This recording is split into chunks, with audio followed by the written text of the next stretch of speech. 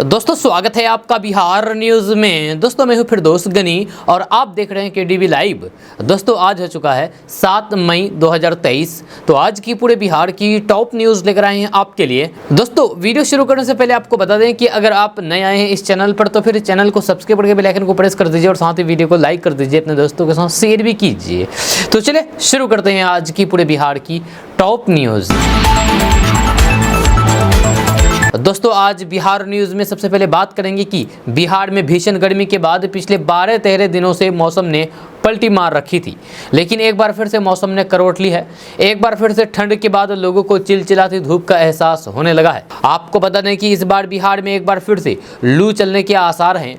वहीं मौसम केंद्र ने बारिश को लेकर भी पूर्वानुमान जारी किया है, जहाँ साथ ही तापमान बढ़ने के साथ ही गर्मी फिर से प्रवेश कर गई है, जहाँ अब फिर से पारा चढ़ने लगा है। खास करके राजधानी पटना में जिस तरीके से बारिश के दौरान तापमान में गिरावट दर्ज की गई थी, उसी तरीके से अब इसमें भी बढ़ोतरी होती दिख रही है। आपको बता दें कि पटना मौसम विज्ञान केंद्र के वैज्ञानिक राकेश कुमार ने बताया है कि अगले 3 दिनों तक बिहार में आंधी के आसार नहीं है, जहाँ इस दौरान आसमान कमोबेश साफ रहेगा, जहाँ इससे पारा भी चढ़ने की संभावना जताई गई है। आपको बता दें कि बिहार के कुछ इलाके ऐसे भी हैं जहां पारा कुछ नीचे गया है, इनमें से बेगूसराय, शेखपुरा, कटिहार आदि जिले शामिल है।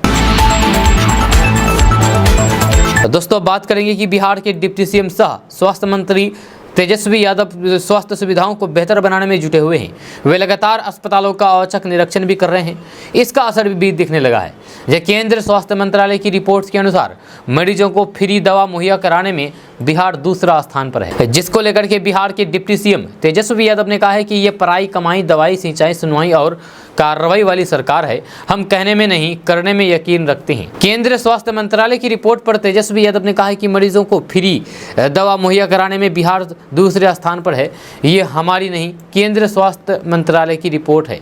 ऐसा जन कल्याणकारी कार्य करने वाले टॉप 3 राज्य गैर भाजपा शासित हैं, लेकिन गोदी मीडिया ये सब दिखाती नहीं, क्योंकि हम प्रचार की बजाय राज्य के संसाधन आम जनता की भलाई में खर्च करते हैं। तेजस्वी यादव ने आगे कहा है कि स्वास्थ्य के क्षेत्र में अभी भी जहां खामियां हैं, वह हम ईमानदारी से प्रयास करके उन्हें दूर कर रहे हैं। ये पढ़ाई, कमाई, दवाई, सिंचाई, सुनवाई और कार्रवाई वाली सरकार है।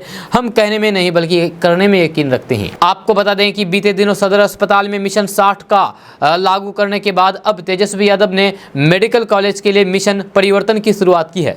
इस मिशन को लागू करने के लिए सभी मेडिकल कॉलेज के प्राचार्य और अधीक्षक को 60 दिन का समय दिया गया है। इस निर्धारित समय में पूरा नहीं करने वाले स्वास्थ्य विभाग के अधिकारियों पर कार्रवाई की जाएगी। इन अस्पतालों में डॉक्टरों और स्वास्थ्य कर्मियों की उपस्थिति समय के अनुसार करने का निर्देश दिया गया है और फिर बायोमेट्रिक उपस्थिति के आधार पर ही वेतन देने का निर्देश दिया गया है। दोस्तों अब बात करेंगे कि जातीय गणना पर बिहार में मचे सियासी घमासान के बीच नीतीश सरकार के मंत्री और जदयू के वरिष्ठ नेता विजय कुमार चौधरी ने बड़ा बयान दिया है। उन्होंने कहा है कि पटना हाईकोर्ट द्वारा राज्य सरकार की जातीय आधारित गणना का काम रोक देना आश्चर्यजनक है। ऐसे में सवाल यह है कि बिहार में तमाम गरीब और फिर वंचित परिवारों की पहचान करके विशेष लाभ पहुँचाने की योजना फिर से कैसे बन पाएगी। लेकिन बिहार की जनता सब समझ रही है। नीतीश कुमार की इस कल्याणकारी मुहिम को रोकने में किन किन दलों और फिर किन किन लोगों की क्या भूमिका है, ये सब जानते हैं। जो उन्होंने कहा कि ये गणना हर जाति में गरीबों की पहचान करने की थी, जिसके आधार पर भविष्य में वास्तविक संख्या का पता लगा करके हर जाति के गरीब लोगों के लिए योजनाएं बनाई जाती है। वहीं भारतीय जनता पार्टी पर निशाना साधते हुए कहा कि भारतीय जनता पार्टी को कोर्ट के इस फैसले पर भी हर्ता का अवसर नजर आ रहा है। इससे पहले आरजेडी सुप्रीमो लालू प्रसाद यादव ने भी ट्वीट करके कहा था कि जातीय गणना होकर के रहेगी और बहुसंख्यक पिछड़ों की जातीय गणना से बीजेपी घबरा गई है। दोस्तों बात करते हैं कि बिहार में सड़क हादसे में मामलों में लगातार इजाफा देखने को मिल रहा है। बिहार में शायद ही कोई ऐसा दिन गुजरता हो जिस दिन कहीं ना कहीं से सड़क दुर्घटना में लोगों की जान जाने की खबरें निकल करके सामने ना आती हो। इसी कड़ी में अब एक ताज़ा मामला बिहार के मुजफ्फरपुर जिला से निकल करके सामने आ रहा है, जहां सुबह सुबह एक अनियंत्रित ट्रैक्टर घर में घुस गया, जिससे मकान पूरी तरीके से क्षतिग्रस्त हो गया। हालांकि गनीमत ये रही कि घर के लोगों को कोई नुकसान नहीं हुआ है और फिर सभी लोग बाल बाल बच गए हैं। यह सूचना के बाद मौके पर पहुंची सदर थाने की पुलिस घटना की जांच में जुटी हुई है। मिली जानकारी के अनुसार जिले के सदर थाना इलाके में अहले सुबह एक ट्रैक्टर जो मिट्टी से लदा हुआ था, वह अनियंत्रित होकर के एक मकान में जा घुसा, जिस जिससे मकान का अगला भाग बुरी तरीके से बर्बाद हो गया है। हालांकि इस घटना में मकान के अंदर सो रहे लोग बाल बाल बच गए हैं, किसी को कोई खरोच तक नहीं आई है। दोस्तों बात करेंगे कि बागेश्वर धाम वाले धीरेन्द्र कृष्ण शास्त्री बिहार आने वाले हैं और इसको लेकर के बिहार में सियासत तेज है। आरजेडी जहां लगातार विरोध में बयानबाजी कर रहे हैं, तो फिर वहीं कुछ हिंदू संगठन और सामाजिक संस्था बाबा के समर्थन में आ गए हैं। इसी कड़ी में अब स्वर्ण सेना की तरफ से बाबा बागेश्वर ने खुले तौर पर अपना समर्थन दिया है। दरअसल आचार्य धीरेन्द्र कृष्ण शास्त्री राजद नेताओं के निशाने पर हैं। पहले तेज प्रताप यादव ने बागेश्वर बाबा को लेकर के तीखी टिप्पणी की, तो फिर वहीं राजद के प्रदेश अध्यक्ष जगदानंद सिंह ने भी तल्ख बातें कही है।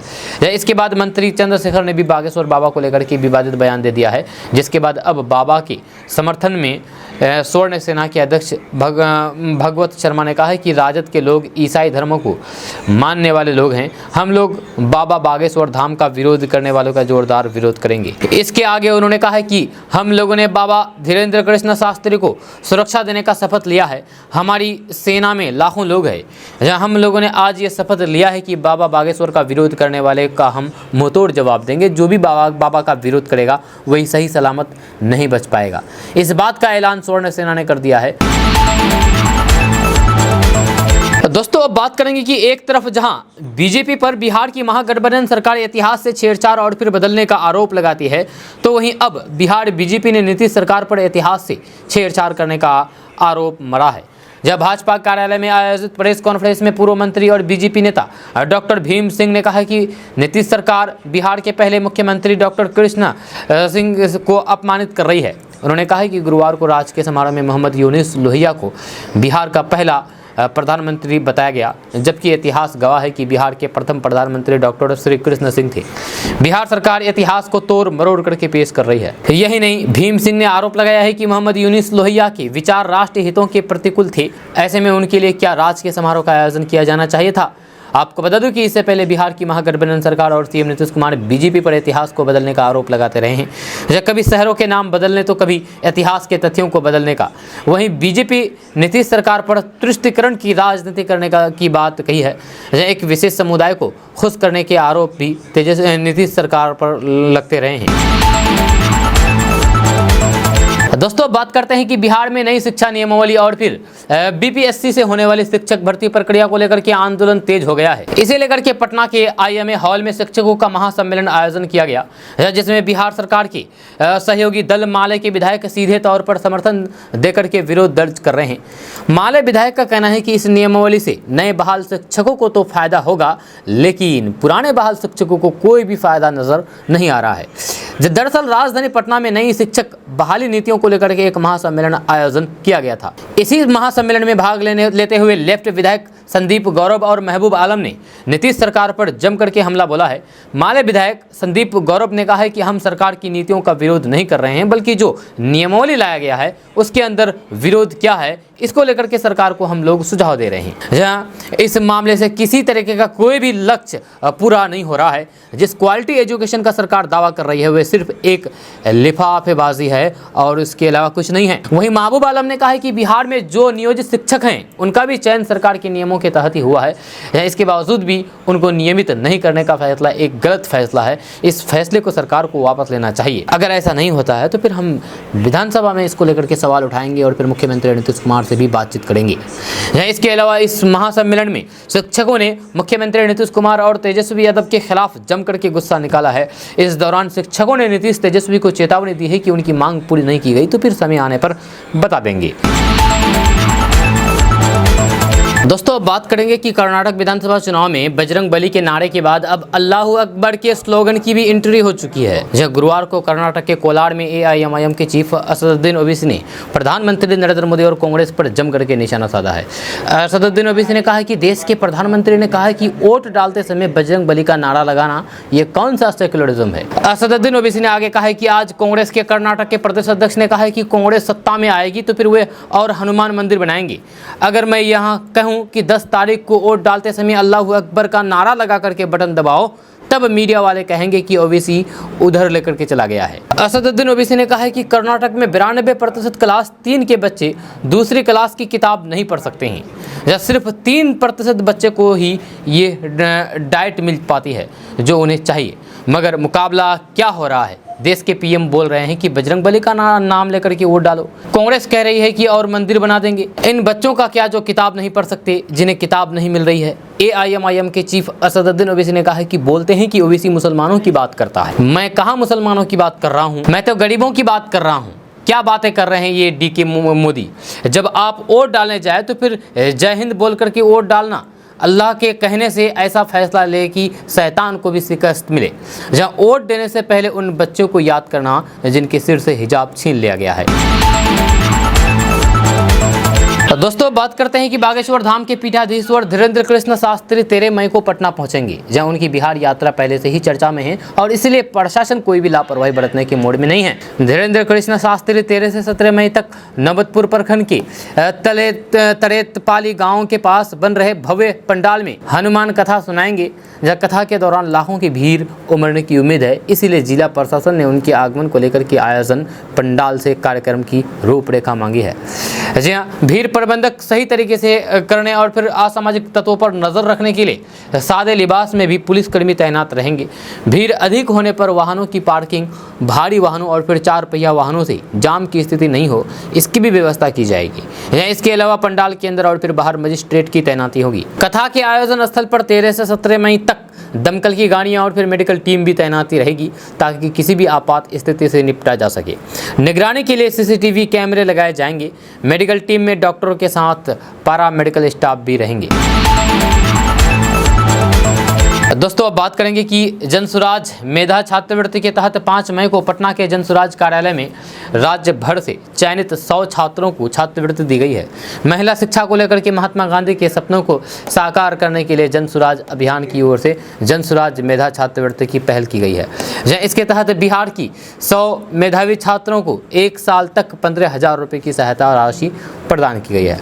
इस छात्रवृत्ति के लिए बिहार की रहने वाली कोई भी छात्रा जिसकी अधिकतम उम्र 25 वर्ष से कम हो और 12वीं पास हो, इसके लिए आवेदन कर सकती थी। जब बिहार के अलग अलग जिलों से आई लड़कियों ने जनसुराज मेधा छात्रवृत्ति सम्मान कार्यक्रम में शामिल हुई। तो दोस्तों बात करते हैं कि बिहार में रहने वाले वैसे लोग जो आर्थिक रूप से कमज़ोर हैं तथा सामान्य वर्ग से ताल्लुक़ रखते हैं, वे लोग घर बैठे EWS सर्टिफिकेट बनवा सकते हैं। इसके लिए उन्हें ऑनलाइन के द्वारा आवेदन करना होगा। अब ऑनलाइन प्रक्रिया शुरू हो गई है। खबर के अनुसार आज के समय में सामान्य श्रेणी में आने वाले कई लोग हैं जो आर्थिक रूप से कमज़ोर हैं। इन लोगों को 10% आरक्षण प्रदान करने के लिए भारत सरकार ने EWS आरक्षण व्यवस्था को लागू किया है। तो ऐसे में अगर आप भी EWS सर्टिफिकेट बनाना चाहते हैं तो फिर आप इस वेबसाइट पर विजिट कर सकते हैं, जो वेबसाइट अभी हम आपको बताएंगे। और ये वेबसाइट है www.serviceonline.bihar.gov.in। इस वेबसाइट पर आपको जाना होगा। इस वेबसाइट पर रजिस्ट्रेशन करें, इसके बाद यूज़र ID और फिर पासपोर्ट से लॉगिन करें। अब अप्लाई फॉर सर्विस में व्यू ऑल अवेलेबल सर्विस के ऑप्शन पर क्लिक करें। अब आप इकोनॉमिकली और issuance of economically weaker section certificate at CO level पर क्लिक करें। उसके बाद 5वें स्टेप में आपके सामने एक फॉर्म खुलेगा। उस फॉर्म में अपनी सभी जानकारी को सही भर करके सबमिट कर दें। अब मांगे गए दस्तावेज को अपलोड करें और फिर सबमिट करें। आपका आवेदन पूरा हो जाएगा। 15 दिन बाद EWS सर्टिफिकेट जारी कर दिया जाएगा। दोस्तों बात करते हैं कि बिहार के वैशाली में भीषण सड़क हादसा हुआ है। NH 28 पर मुजफ्फरपुर से आ रही कार को तेज रफ्तार ट्रक ने सामने से टक्कर मार दी। टक्कर इतनी जबरदस्त थी कि कार के परखच्चे उड़ गए, जब दोनों एयरबैग फट गया। कार में बैठे 5 लोग अंदर ही दब गए, जहाँ इनमें से 5 की मौके पर ही जान चली गई। जहाँ जान जाने वाले में सभी समस्तीपुर के रहने वाले थे। घटना पातेपुर के बालीगंज थाना क्षेत्र की है। हादसे के बाद इलाके में हरकत मच गया। आसपास के लोगों की भीड़ लग गई। इधर हादसे के बाद समस्तीपुर मुजफ्फरपुर मार्ग जाम हो गया। जहां सूचना मिलते ही पुलिस मौके पर पहुंच गई और फिर जांच में जुट गई। जब महुआ DSP सौरभ कुमार भी मौके पर पहुंच गई। पुलिस का कहना है कि भीषण सड़क हादसा हुआ है। ट्रक चालक की तलाश की जा रही है।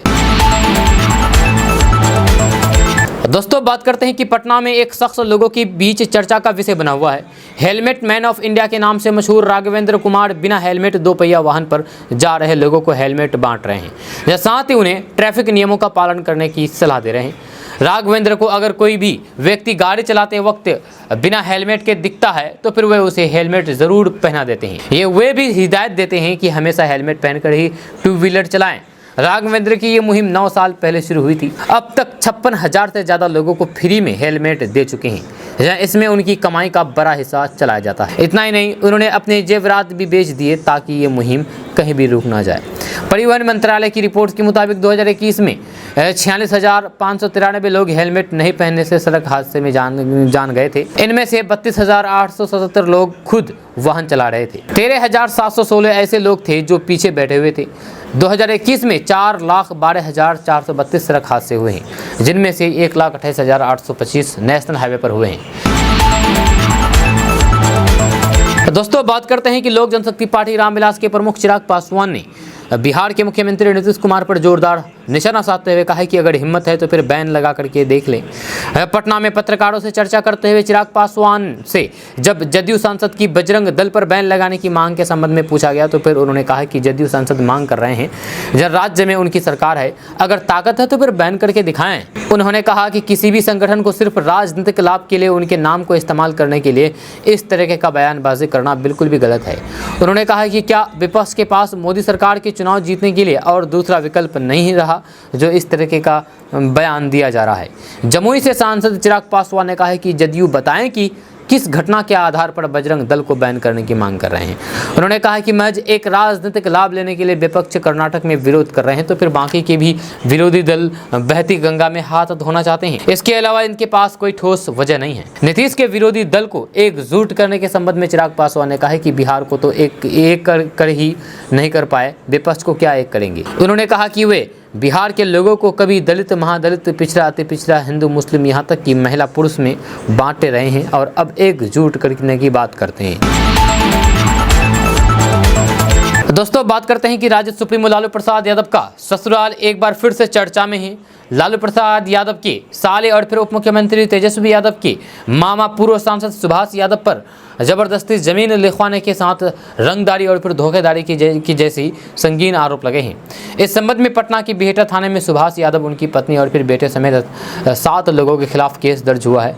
प्राथमिकी दर्ज होने के बाद बिहेटा थाने की पुलिस ने मामले की गिरफ्तारी में शुरू कर दी है। जब मामले के संबंध में बताया जाता है कि नेवरा ओपी के बेला पंचायत निवासी भीम वर्मा ने लालू प्रसाद यादव के साले सुभाष यादव समेत 7 लोगों के खिलाफ धोखाधड़ी, रंगदारी और अपहरण की कोशिश करने का आरोप लगाते हुए बिहेटा थाने में केस दर्ज कराया है।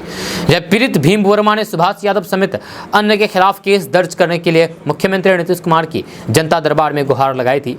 जहां सीएम के निर्देश पर अब बिहेटा पुलिस ने मामला दर्ज किया है। दोस्तों, बात करते हैं कि पूर्णिया एयरपोर्ट की मांग को लेकर के जिले वासियों में काफी जोश देखा जा रहा है। एयरपोर्ट के लिए लोग मंदिर से लेकर के मस्जिद तक प्रार्थना करते नजर आ रहे हैं। आपको बता दूं कि हिंदू धर्म के लोग एयरपोर्ट को लेकर के हवन यज्ञ कर रहे हैं, तो वही मुस्लिम समाज के लोग पूर्णिया एयरपोर्ट के लिए खुदा से सजदा करते हुए दिखाई दे रहे हैं, यह दुआ मांगते हैं। वहीं गिरिजा चौक में स्थित ऐतिहासिक चर्च पर क्रिश्चियन समुदाय के लोग भी यीशु से प्रेयर करते हुए दिख रहे हैं। जी हाँ, पूर्णिया जिले को देख करके ऐसा लग रहा है कि मानो एयरपोर्ट की मांग को लेकर के सभी धर्म के लोग एकजुट हो चुके हैं। हर मजहब के लोग एक मत में दिखाई दे रहे हैं। दरअसल पूर्णिया एयरपोर्ट का काम लंबे समय से अटका हुआ है। आपको बता दूं कि साल 2015 में चुनावी दौरे के दौरान प्रधानमंत्री नरेंद्र मोदी ने पूर्णिया में एयरपोर्ट शुरू करे जाने का चुनावी वादा किया था, लेकिन वादा फुस हो गया, यानी कि वादा को पूरा नहीं किया गया। अपने घोषणा में पीएम मोदी ने कहा था कि पैरों में हवाई चप्पल पहनने वाले भी अब हवाई यात्रा करेंगे। इसके कुछ महीने बाद ही जमीन अधिग्रहण के लिए 300 करोड़ केंद्र सरकार की तरफ से एयरपोर्ट के लिए राज्य सरकार को दे दिया गया, जिसके बाद स्थानीय प्रशासन ने 52 एकड़ जमीन का भी अधिग्रहण कर लिया। मगर पूर्णिया एयरपोर्ट का काम सही से शुरू किया जाता तो फिर दरभंगा एयरपोर्ट से पहले पूर्णिया से विमान उड़ान भरती, मगर साल दर साल एयरपोर्ट के काम में मुश्किलें आती गई, काम ठंडे बस्ते में चला गया। फिलहाल हालात ऐसे हैं कि एयरपोर्ट निर्माण का पेंच केंद्र राज्य सरकार के बीच आकर के फंस गया है। अब एयरपोर्ट की मांग जिलेवासियों ने तेज कर दी है। इसके लिए पूजा पाठ से लेकर के धरना प्रदर्शन, पैदल मार्च, आंदोलन से लेकर के ट्विटर पर ट्रेन अभियान चलाया जा रहा है। आपको बता दें कि airport authority of India Bihar सरकार के अधिकारियों के बीच लंबे समय से युद्ध जारी है। एयरपोर्ट के लिए 52 एकड़ जमीन का अधिग्रहण किया गया है, लेकिन एयरपोर्ट अथॉरिटी के प्रस्ताव को अनदेखा कर दिया गया है। जहां बाद में एयरपोर्ट अथॉरिटी की तरफ से इसमें संशोधन किया गया, लेकिन अब तक एयरपोर्ट पूर्णिया एयरपोर्ट चालू नहीं हो पाया है। तो दोस्तों, आपसे सवाल है कि क्या पूर्णिया एयरपोर्ट बनना चाहिए, हाँ या ना? नीचे कमेंट बॉक्स में आप कमेंट करके जरूर बताइए। दोस्तों बात करेंगे कि मई के तीसरे सप्ताह में पटना में विपक्षी दलों की एक बड़ी बैठक होने के आसार हैं। इस बैठक में विपक्षी दलों के शीर्ष नेता शामिल होंगे। इससे पहले बिहार के मुख्यमंत्री नीतीश कुमार ओडिशा के मुख्यमंत्री नवीन पटनायक से मिल सकते हैं, जहां उनके ओडिशा जाने की संभावना है। नीतीश कुमार समान विचारधारा वाली पार्टियों के नेताओं से मुलाकात कर लगातार संपर्क में हैं। वहीं पर जेडीयू के राष्ट्रीय अध्यक्ष राजीव रंजन सिंह उर्फ ललन सिंह ने इस सिलसिले में झारखंड के सीएम हेमंत सोरेन से भी मुलाकात की थी। सूत्रों की माने तो विपक्षी दलों की पहली बड़ी बैठक पटना में 17 या फिर 18 मई को होगी। 24 अप्रैल को कोलकाता में नीतीश कुमार से मुलाकात के बाद पश्चिम बंगाल की मुख्यमंत्री ममता बनर्जी ने कहा था कि विपक्षी दलों की बैठक पटना में होगी और वे इसमें शामिल होंगी। विपक्षी दलों को एकजुट करने के अभियान में नीतीश अब तक कांग्रेस अध्यक्ष मल्लिकार्जुन खड़गे, कांग्रेस नेता राहुल गांधी, दिल्ली के मुख्यमंत्री अरविंद केजरीवाल, सीपीएम नेता सीताराम येचुरी, सीपीआई नेता डी राजा, उत्तर प्रदेश के पूर्व मुख्यमंत्री अखिलेश यादव और ममता बनर्जी से मिल चुके हैं। इन सभी मुलाकातों में राजद नेता और फिर बिहार के उप मुख्यमंत्री तेजस्वी यादव साय की तरह उनके साथ रहे। उनका अगला पड़ाव ओडिशा है। नीतीश कुमार अब तक जितने विपक्षी नेताओं से मिले हैं, उन्होंने विपक्ष को एकजुट करने की पहल को सराहा है, जहां सब ने एक कदम आगे बढ़कर के स्वागत किया है। अब इन तमाम नेताओं की एक साझा बैठक करने की तैयारी है। सूत्रों ने बताया है कि पटना में आयोजित होने वाली बैठक में क्षेत्रीय दलों समेत कांग्रेस और वाम दलों के नेताओं का शामिल होना तय है। ये बैठक अहम होगी, जब बैठक में उन तमाम पहलुओं पर चर्चा होगी जो कांग्रेस, वाम दल और फिर क्षेत्रीय दलों के एक मंच पर आने की राह में बाधक रहे। दोस्तों अब बात करेंगे कि बिहार में सामंती पहचानों से ग्रसित जातिगत आधार की जड़ें पुरानी हैं। प्राय सभी राजनीतिक दल राज्य में जातीय समीकरण को साधने में जुटे रहते हैं। जाति न केवल राजनीतिक बल्कि अन्य क्षेत्रों में भी अहम भूमिका निभाती है। जहाँ राज्य में चुनाव में अभी भी जाति ही मुख्य मुद्दा बन जाता है। विभिन्न पार्टियां टिकट भी इसी आधार पर बांटती है। क्षेत्रीय दलों का तो आधार ही कुछ खास जाति है। हालांकि हर एक पार्टी सार्वजनिक तौर पर तो यही कहती है कि हम जातिवाद से पड़े हैं, लेकिन बिहार की राजनीति को देखते हुए लगता है कि यहाँ बिना जाति की राजनीति हो ही नहीं सकती है। लालू जहाँ यादवों के हितों को महत्व देते हैं तो नीतीश कुमार कुर्मी कोयरी को प्राथमिकता देते हैं। लोजपा के दोनों गुट पूर्व केंद्रीय मंत्री रामविलास पासवान के नाम पर पासवान वोटों पर अपना दावा जता रहा है। राज्य की तथाकथित ऊंची जातियां ब्राह्मण, राजपूत, भूमिहार, कायस्थ और फिर वैश्य समाज अभी भाजपा की प्रायोरिटी लिस्ट में है। इस तरह बिहार में जातिगत राजनीति हावी है और वोट हार जीत का असली आधार भी यही है। यही कारण है कि जातीय जनगणना को लेकर भी सियासत खूब हो रही है। हालांकि जातीय गणना को पटना हाईकोर्ट ने अंतरिम आदेश देते हुए इस पर रोक लगा दी है। इसके बावजूद भी सभी दल जातियों की शुभचिंतक बनने की साबित करने में एक दूसरे पर आरोप प्रत्यारोप लगा रहे हैं। ऐसे में जातीय जनगणना के राजनीतिक दलों के लाभ और फिर हानि को तौल करके इसके मायने निकाले जा रहे हैं और फिर उसी के अनुसार बयान भी दिए जा रहे हैं। हालांकि जाति तोड़ने और फिर अंतर जातीय विवाह से सामाजिक विद्वेष खत्म करने के लिए कई स्तर पर मजबूत कोशिश हुई है, बावजूद भी इसके राजनीतिक दल जातीय दल को और गहरा करने के प्रयास में लगे रहे। दोस्तों बात करते हैं कि बिहार पुलिस में दारोगा की भर्ती निकली है। जब बिहार पुलिस सब ऑर्डिनेटर सर्विस कमीशन की तरफ से सब इंस्पेक्टर और फिर sub division fire station officer पदों पर भर्ती के लिए नोटिफिकेशन जारी हुई है। जारी नोटिफिकेशन के मुताबिक बिहार पुलिस की प्रोविजन डिपार्टमेंट में एएसआई के पदों पर भर्ती की जाएगी। बिहार पुलिस में दारोगा भर्ती के लिए आवेदन ऑनलाइन मोड में करा सकेंगे। इसकी भर्ती के लिए ऑनलाइन आवेदन की अंतिम तिथि 4 जून 2023 है। बिहार पुलिस सब ऑर्डिनेटर सर्विस कमीशन की ओर से जारी नोटिफिकेशन के अनुसार कुल 64 रिक्त पदों पर भर्ती होगी। इनमें से 11 सीटें सब इंस्पेक्टर और फिर 53 sub division fire station officer पद के लिए हैं। इस भर्ती के लिए ऑफिशियल वेबसाइट bpsc.bih.nic.in पर जाकर करना होगा। बिहार पुलिस की ओर से जारी नोटिफिकेशन के अनुसार दारोगा पद के लिए किसी भी स्ट्रीम में ग्रेजुएशन होना चाहिए। आयु की बात करें तो कम से कम 20 साल और फिर अधिकतम 37 साल होनी चाहिए। महिलाओं के लिए उम्र सीमा 40 साल है। दोस्तों बात करते हैं कि बागेश्वर धाम के बाबा धीरेन्द्र कृष्ण शास्त्री के बिहार दौरे से पहले बिहार की राजनीति गर्म हो गई है। जब सत्ता में साझेदार बनी राजद ने धीरेन्द्र शास्त्री के दौरे को लेकर की मोर्चा खोल दिया है। राजद और फिर उसके मंत्री लगातार धीरेन्द्र शास्त्री के दौरे का विरोध कर रहे हैं। लालू यादव के लाल और मंत्री तेज प्रताप यादव और राजद के प्रदेश अध्यक्ष जगदानंद सिंह के बाद अब राजद कोटे के सहकारिता मंत्री सुरेंद्र यादव ने विवादित बयान दे दिया। जहाँ गया जिले के फतेहपुर से गुरपा में आयोजित एक कार्यक्रम के दौरान उन्होंने धीरेन्द्र शास्त्री पर निशाना साधते हुए कहा कि बागेश्वर बाबा बेटी और बहनों को भूत के नाम पर नचाते हैं और वहाँ महिलाओं का कपड़ा खुल जाता है। जो लोग बागेश्वर का समर्थन कर रहे हैं उनकी मां और बहन खुद दरबार में क्यों नहीं जाती है। बागेश्वर बाबा के दरबार में जो महिलाएं सुनने जाती है वहां कपड़ा खुल जाता है। इस दौरान वह इतने उत्साहित हो जाते हैं कि अपनी भाषा की मर्यादा का भी ख्याल नहीं रखते।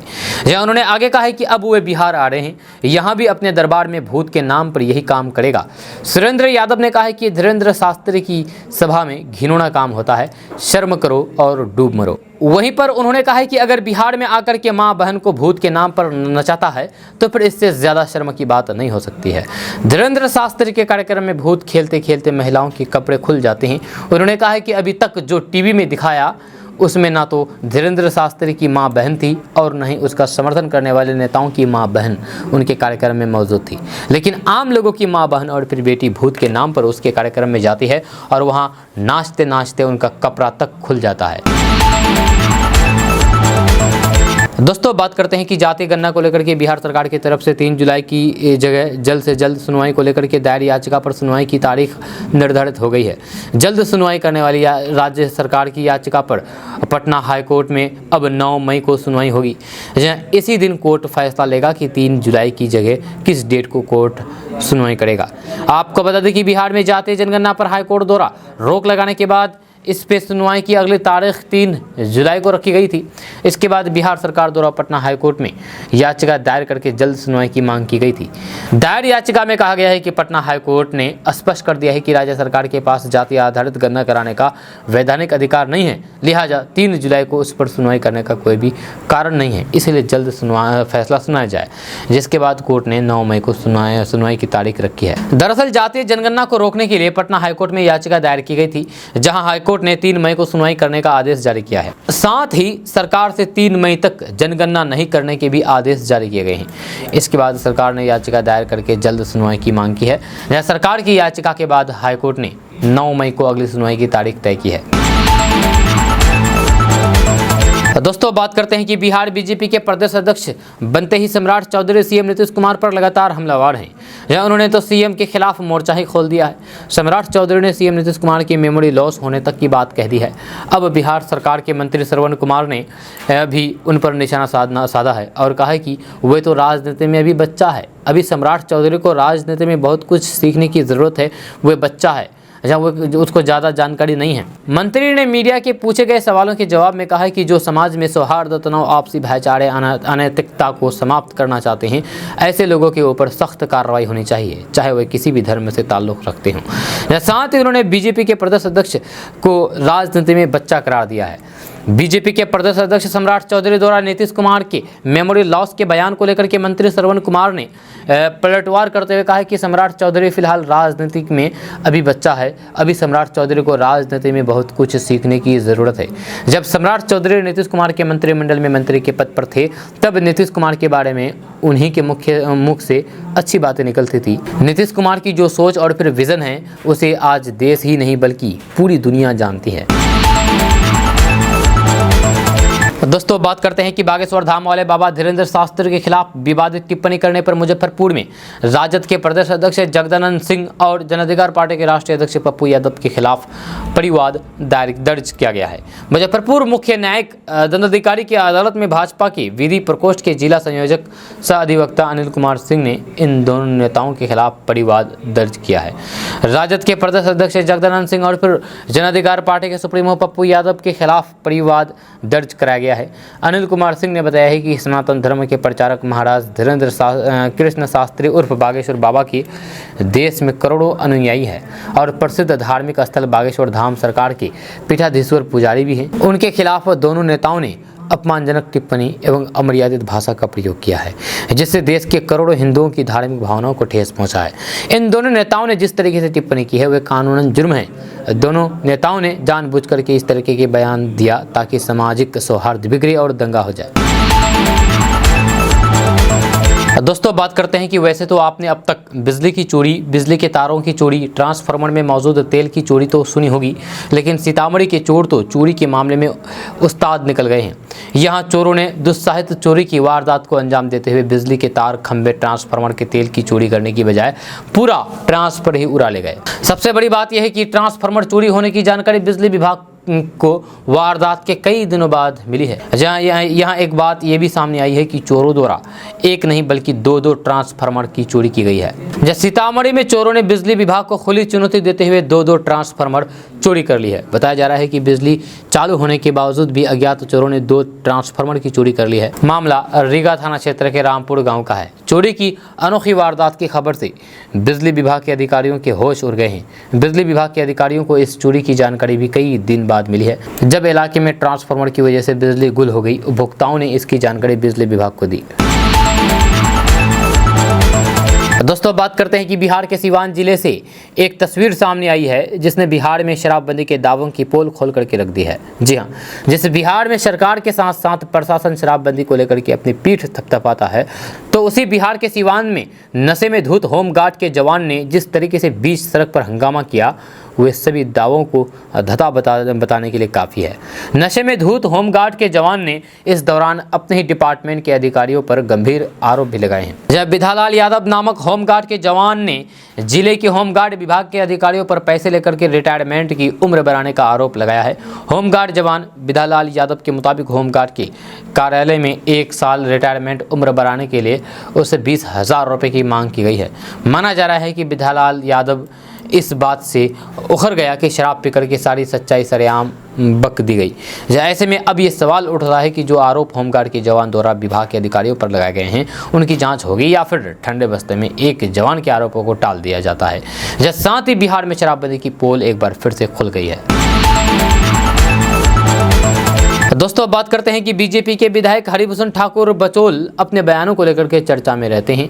जब वहीं शनिवार को मीडिया से बात करने के दौरान डिप्टी सीएम तेजस्वी यादव पर जमकर के हमला बोला है। उन्होंने कहा कि महागठबंधन की सरकार बनने के 10 महीने हो गए हैं। डिप्टी सीएम तेजस्वी यादव के पास कई प्रमुख विभाग हैं, लेकिन कभी विभाग की समीक्षा की है। सवालिया लहजे में उन्होंने कहा कि तेजस्वी यादव कभी ऑफिस और मंत्रालय जाते हैं, सीएम नीतीश कुमार पीएम बनने के चक्कर में हैं, तो तेजस्वी यादव सीएम बनने के चक्कर में हैं। बागेश्वर धाम के पंडित धीरेन्द्र शास्त्री को लेकर के आरजेडी के मंत्री के दिए गए बयान को पर हरिभूषण ठाकुर बचौल ने कहा कि अत्याध्यात्मिकता का अंग कीर्तन है, लेकिन मंत्री को आध्यात्मिकता से तो कुछ लेना देना है नहीं। जीवन भर उन्होंने अवैध काम किए हैं और अब मंत्री बन गए हैं। दूसरे धर्मों पर भी कुछ बयान देना चाहिए। बिहार की जनता सब देख रही है। बीजेपी विधायक ने कहा है कि महागठबंधन सरकार लूट और भ्रष्टाचार में डूबी हुई है। महागठबंधन सरकार सिर्फ सनातन संस्कृति को गाली देने का काम करती है, तुष्टीकरण करने वाली सरकार है, लेकिन अब ये दिन चला गया। दोस्तों बात करते हैं कि किशनगंज जिले के दिगल बैंक प्रखंड में स्थित बेरबन्ना निवासी 4 युवकों की शुक्रवार को नेपाल में जान चली गई। मिली जानकारी के अनुसार ये सभी युवक नेपाल की पहाड़ी क्षेत्र के फिकल में मजदूरी का काम करते थे।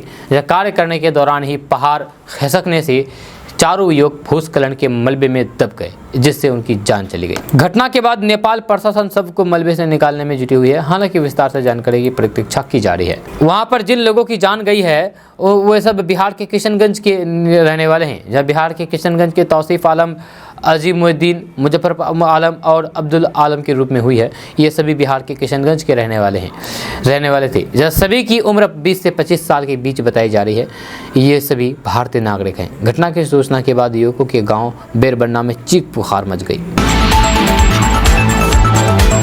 दोस्तों झारखंड के दुमका से एक बड़ा ही अजब गजब मामला सामने आया है। यहाँ रामगढ़ प्रखंड के भतुरिया बी पंचायत के साड़वी गांव में वरमाला से ठीक पहले दुल्हन अपने प्रेमी के साथ फरार हो गई।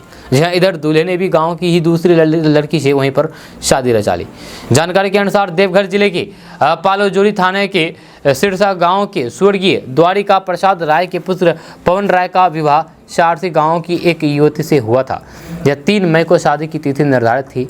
इस दिन निर्धारित समय पर सिरसा गांव से पवन राय बारात लेकर के साड़मी गांव पहुंचा। बारात को प्राथमिक विद्यालय साड़मी में ठहराया गया और फिर रात्रि में बारात दुल्हन के दरवाजे तक पहुंच गई।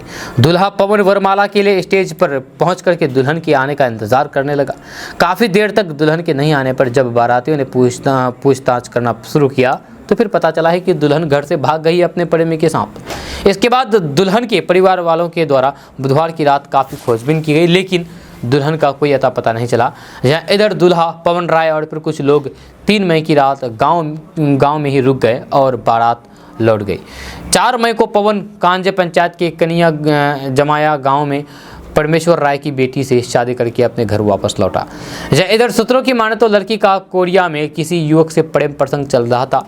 जब लड़की उसी युवक से शादी करना चाहती थी, लेकिन परिवार वाले जबरन उसकी शादी दूसरे जगह पर तय कर दिया गया था, जिससे लड़की नाराज थी और फिर मौके देख करके पूरे फिल्मी अंदाज में सबको चकमा दे करके वरमाला से ठीक पहले फरार हो गई थी। दोस्तों, बात करते हैं कि सरकार ने लोगों की सुविधा के लिए कई वेबसाइट लॉन्च की है, जिसकी मदद से आप घर बैठे अपने कामों को निपटा सकते हैं। लेकिन कई बार हमें इन सभी वेबसाइट के बारे में पता ही नहीं होता है, जिसके कारण मजबूरन ऑफिस के चक्कर लगाने पड़ते हैं। दूर दराज के इलाकों में रहने वाले लोगों को कई सारी सरकारी योजनाओं का लाभ नहीं मिल पाता है और न ही वे अपने जरूरी सरकारी काम करवा पाते हैं, जिनमें सरकारी दस्तावेज बनाना भी शामिल है। ऐसे में सरकार ने योजनाओं और फिर सरकारी कामों का लाभ लोगों तक पहुंचाने के लिए ऑनलाइन तरीका भी निकाला है, जिसके जरिए सरकारी काम करवाए जा सकते हैं। अभी हम आपको एक ऐसी सरकारी वेबसाइट के बारे में बताने जा रहे हैं, जिसके जरिए आप आसानी से 13,000 से भी ज़्यादा काम घर बैठे कर सकते हैं। जी हाँ, 1-2 नहीं बल्कि 13,000 काम आप एक वेबसाइट से कर सकते हैं। आपको बता दें कि जिस पोर्टल के बारे में हम अभी आपको बताने जा रहे हैं उसका नाम है service.india.gov.in। जी हाँ, इस वेबसाइट पर कोई भी नागरिक 13,350 सर्विस का लाभ ले सकता है। आपको आधार कार्ड, पैन कार्ड लिंक करवाना हो, सरकारी नीलामी में भाग लेना हो, अपना टैक्स पता करना हो या फिर आपको बर्थ सर्टिफिकेट बनवाना हो, इस वेबसाइट पर आने के बाद आपके सब काम फटाफट हो जाएंगे और इसके लिए आपको किसी भी सरकारी दफ्तर में जाने की ज़रूरत नहीं पड़ती है। आपको बता दें कि इस सरकारी पोर्टल पर मिनिस्ट्री ऑफ फाइनेंस की 121 services, ministry of petroleum and natural gas की 100 services, ministry of health and family welfare की 72 services, ministry of personnel public grievance and pension की 60 सर्विसेज, मिनिस्ट्री ऑफ एजुकेशन की 46 services, ministry of minority affairs की 39 services, ministry of external affairs की 38 services जैसे तमाम सेवाएं मौजूद हैं, जिनमें से आप अपनी पसंदीदा सेवा चुन करके उसका लाभ ले सकते हैं। दोस्तों, आज का न्यूज़ बस यहाँ तक। कैसा लगा नीचे कमेंट बॉक्स में कमेंट करके ज़रूर बताइएगा। अगर आप नए आए हैं इस चैनल पर तो फिर चैनल को सब्सक्राइब करके बेल आइकन को प्रेस कर दीजिए और साथ ही वीडियो को लाइक कर दीजिए, अपने दोस्तों के साथ शेयर भी कीजिए। तो चलिए मिलते हैं फिर नेक्स्ट वीडियो के साथ, तब तक के लिए जय हिंद, जय बिहार।